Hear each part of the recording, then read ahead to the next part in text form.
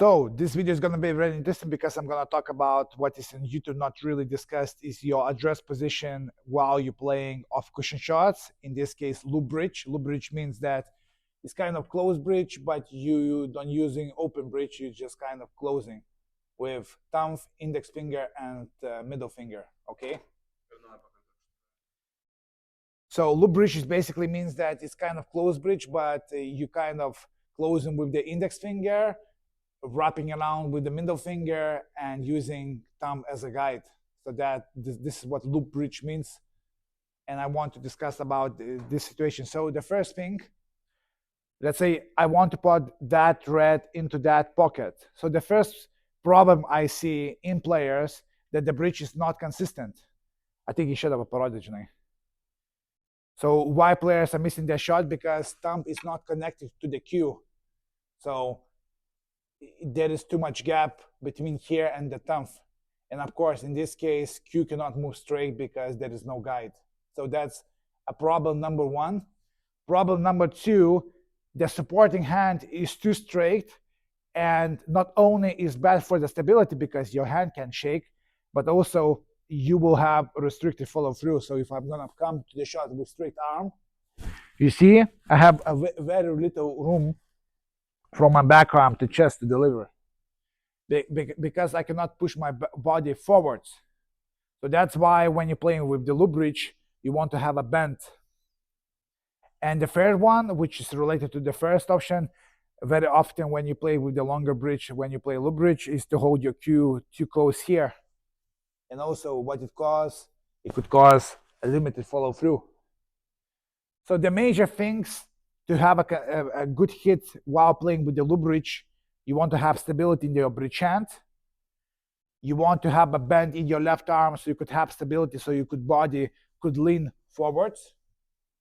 Okay, you see, if I'm bending my left arm here on the cushion, I feel way more stable, and to have just enough room to follow through without dropping elbow too much, because you want to have room. So if I play that shot there, I want to use these principles. And remember, when you're playing off cushion, you just have to make your backswing smooth because that just helps you to cue better. So you come to the shot.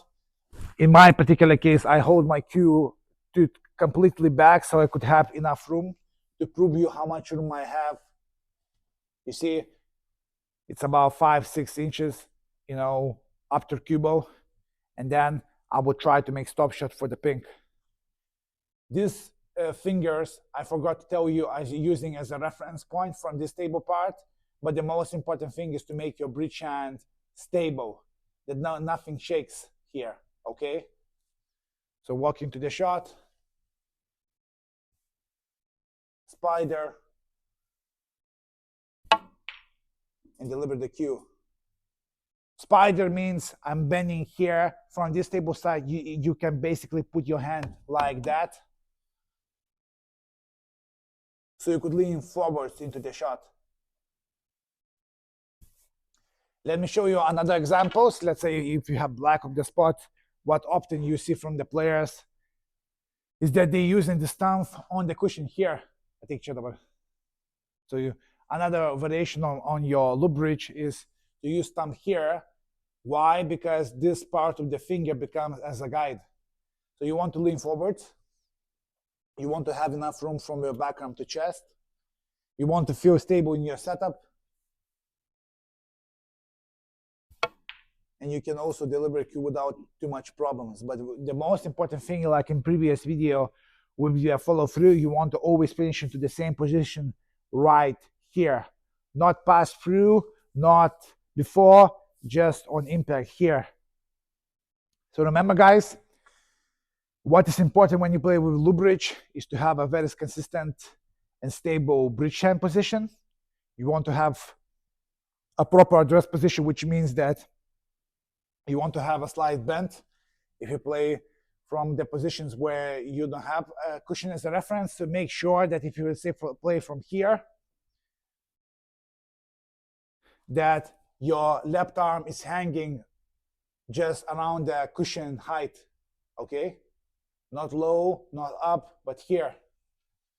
So if you play from other side, You have a bend, you have enough room from here to the chest, and then you deliver a cue, keeping really, really stable. And that's the most important thing what you can do with the loop bridge. And I'm sure that's gonna help you tremendously with your game and improve your pots. Guys, if you have any questions regarding this topic, just let me know, please. And see you soon.